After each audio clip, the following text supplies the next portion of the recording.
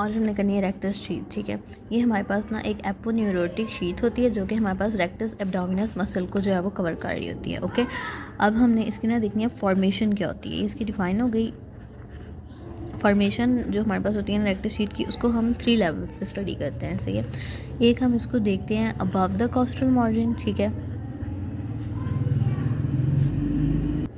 एक हम इसको देखते हैं between the coastal margin and arcuate line, और थर्ड पे हम इसको स्टडी करते हैं बिलो आर्क्यूएट लाइन। इससे पहले ना मैं आपको बताती हूँ कि आर्क्यूएट लाइन हमारे पास जो क्या होती है। देखिए,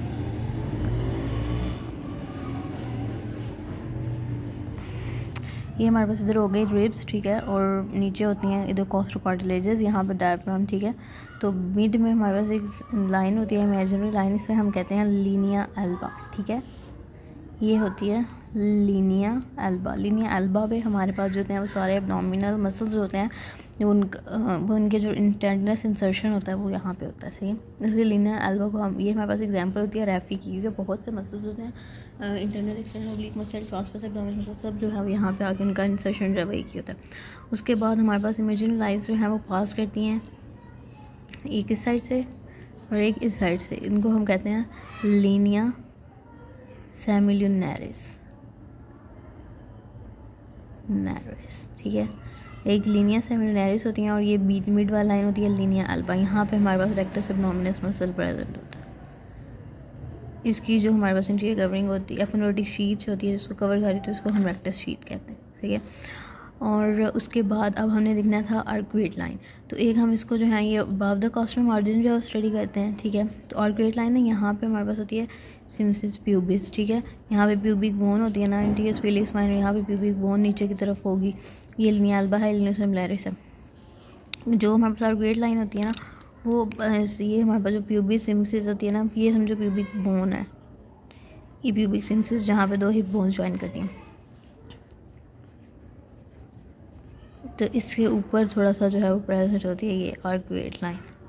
तो एक लेवल वहाँ पे हम इसको स्टडी करते हैं, एक between the coastal margin and arcuate line study करते हैं और एक below the arcuate line study करते हैं। सही है, अब ये हमने देखना है कि above, between and below the arcuate line, हमने इसको देखना है कि एंटीरियरली इसको कौन सी चीज़ कवर करेगी। ठीक है, और हम देखेंगे पोस्टीरियरली कौन सी चीज़ करेगी कवर। इधर भी हमने देखना है एंटीरियरली कौन करेगी और पोस्टीरियरली कौन करेगा।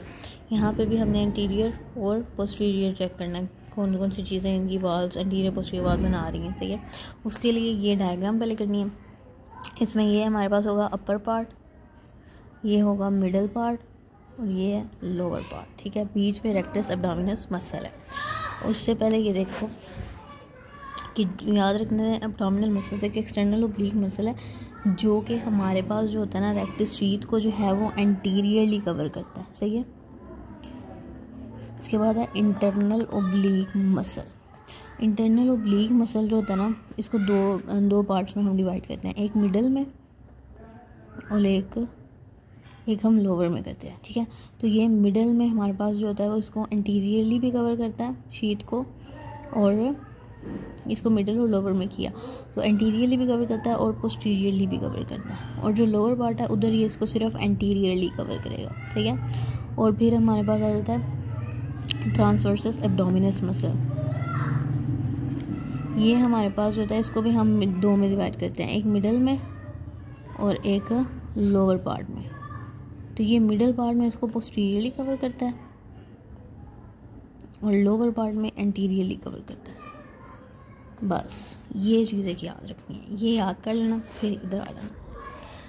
अपर पार्ट में एक्सटर्नल ओब्लिक मसल इसको जो है वो करता है कवर एंटीरियरली। तो ये कौन सा मसल हुआ, एक्सटर्नल ओब्लिक मसल। ठीक है, और नीचे हमारे पास ये ना, ये साइड होगी एंटीरियर और नीचे होगा पोस्टीरियर। ये ऊपर वाला एंटीरियर, नीचे पोस्टीरियर। पोस्टीरियरली इसको ना कुछ हमारे पास कॉस्टल कार्टिलेजेस जो हैं वो कवर करती हैं, 5, 6 और 7 कॉस्टल कार्टिलेजेस को अब अगर हम यहाँ पे देखें ना, above the coastal margin anteriorly हमारे पास इसको जो है वो एक्सटर्नल ओब्लिक मसल कवर करता है, और पोस्टीरियरली 5, 6 और 7 कॉस्टल कार्टिलेजेस। ठीक हो गया। उसके बाद अब अगर हम मिडल पार्ट की बात करें तो हमने देखा है इंटरनल ओब्लिक मसल इसको मिडल पार्ट में एंटीरियरली भी कवर करेगा और पोस्टीरियरली भी कवर करेगा, तो ये इंटरनल ओब्लीक मसल ने इसको एंटीरियरली भी कवर किया और पोस्टीरियरली भी कवर कर लिया, ठीक है। अब अगर हम देखें तो मिडिल पार्ट में इसको जो होता है ना, ये था इंटरनल ओब्लीक मसल, ये ब्लू वाला, ये भी इंटरनल ओब्लीक मसल। उसके बाद अगर हम उसकी बात करें ना ट्रांसवर्सस एब्डोमिनस मसल की, तो वो इसको मिडिल पार्ट में पोस्टीरियरली कवर कर रहा है, तो वो भी आ गया, ठीक है। ये हमारे पास कौन सा आ गया, ट्रांसवर्सस एब्डोमिनस मसल। एक चीज़ ये है कि ये जो एंटीरियरली एक्सटर्नल ओब्लीक मसल कर रहा है ना, ये हर जगह कवर करेगा, मिडिल पार्ट में भी, अपर में भी और लोअर में भी। तो ये तो आपने पहले ही लगा लेना। एक्सटर्नल ओब्लीक मसल जो होता है ना, वो तीनों पार्ट्स में इसको जो है वो एंटीरियरली ज़रूर कवर करता है। तो अब अगर हमने देखा मिडिल पार्ट में, तो इसको एंटीरियरली एक्सटर्नल और इंटरनल ओब्लीक मसल जो है वो कवर कर रहा है, ठीक है। तो एंटीरियर में हम लिखेंगे external oblique muscle and internal oblique muscle. और जो पोस्टीरियर पार्ट है ये वाला, इधर हमारे पास ये रेड वाला ट्रांसवर्स एब्डोमिनस मसल और इंटरनल ओब्लीक मसल, ये दोनों कवर कर रहे हैं। तो इधर हम लिखेंगे पोस्टीरियर वाले इसकी internal oblique and transverse abdominis muscle बनाते हैं, सही है। उसके बाद बिलो द आर्कुएट लाइन जो है वो हमारे पास, हम देखते हैं कि इसको कौन कौन सी चीज़ें एंटीरियरली पोस्टीरियरली जो है इसकी आवाज़ ना आ रही होती है। एंटीरियरली तो हमने लिख दिया था एक्सटर्नल ओब्लीक मसल, ठीक है। अब हमने जो है वो ये भी देखा था कि ये जो इंटरनल ओब्लीक मसल था, ये इसको लोअर पार्ट में एंटीरियरली कवर कर रहा है। अच्छा, तो ये एंटीरियरली ये भी आ गया, इंटरनल ओब्लीक मसल भी एंटीरियर में आ गया। उसके बाद ये जो ट्रांसवर्स एब्डोमिनस मसल है वो भी इसको लोअर पार्ट में एंटीरियरली कवर करता है, तो इसका मतलब ये भी एंटीरियर में आ गया।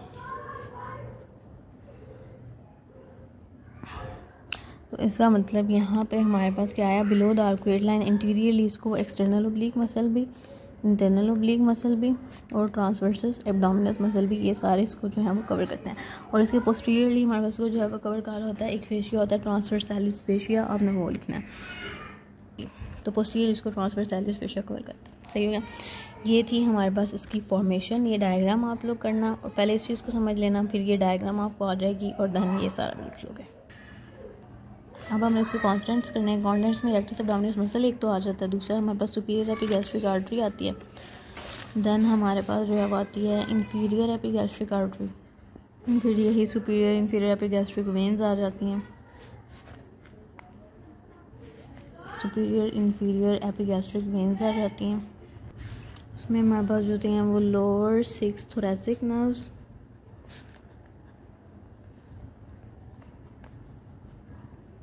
एंड लोअर 5 इंटरकॉस्टल नर्व्स आती हैं, ठीक है।